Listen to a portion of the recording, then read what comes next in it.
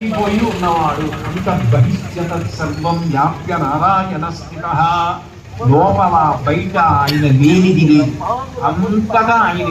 నిజానికి విష్ణు సహస్రనామంలో విశ్వం విష్ణు అంటే విశ్వమే విష్ణు, విష్ణువే విశ్వము, విశ్వముగా కనపడుతున్న సమస్తము విష్ణువే. విష్ణువు కానిది హరిమయము విశ్వమంతయు. విష్ణువు లోకమయుడు, విష్ణువు లోకంగా కనపడతాడు, లోకమే హరిమయము. కాబట్టి హరిమయము కాని ద్రవ్యము పరమాణువు లేదు. వంశ భావన వింటే అంటాడు శుకబ్రహ్మ పరీక్ష మహారాజు గారితో మాట్లాడుతాడు. ఆ నామము మంత్రము ఇది ఎక్కడ వచ్చింది ఘట్టం అంటే ప్రహ్లాదుడు పరమ భాగవతోత్తముడు, హిరణ్యకశిపుడు రాక్షసుడి కడుపున పరమ భాగవతోత్తముడు పుట్టాడు.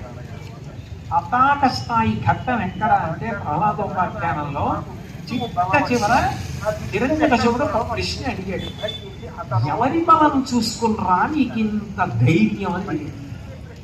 బలయుతులకు దుర్బలులకు బలమెవ్వడు, నీకు నాకు బ్రహ్మాదులకు బలమెవ్వడు, ప్రాణులకును బలమెవ్వంటి విభుడు బలమసువేంద్ర.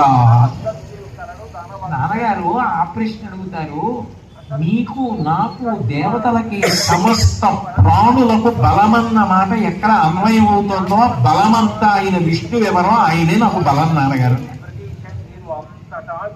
బలమునకు కేంద్రం ఆయనే. అది నీ ఎందు బలంగా ఉంది, నా ఎందు బలంగా ఉంది, సమస్త ప్రాణుల ఎందు ఉంది. చీమకు కూడా కొంత బలం ఉంది, ఈగకు కూడా కొంత బలం ఉంది, సింహానికి కొంత బలం ఉంది. ఏ ప్రాణి ఎందు ఎంత బలం ఉన్నా యద్విభూతి మత్సత్వం శ్రీమదుజ్జితమేవ మాతత్వ దేవావగచ్చత్వం మమ దైవోంచ సంభవం.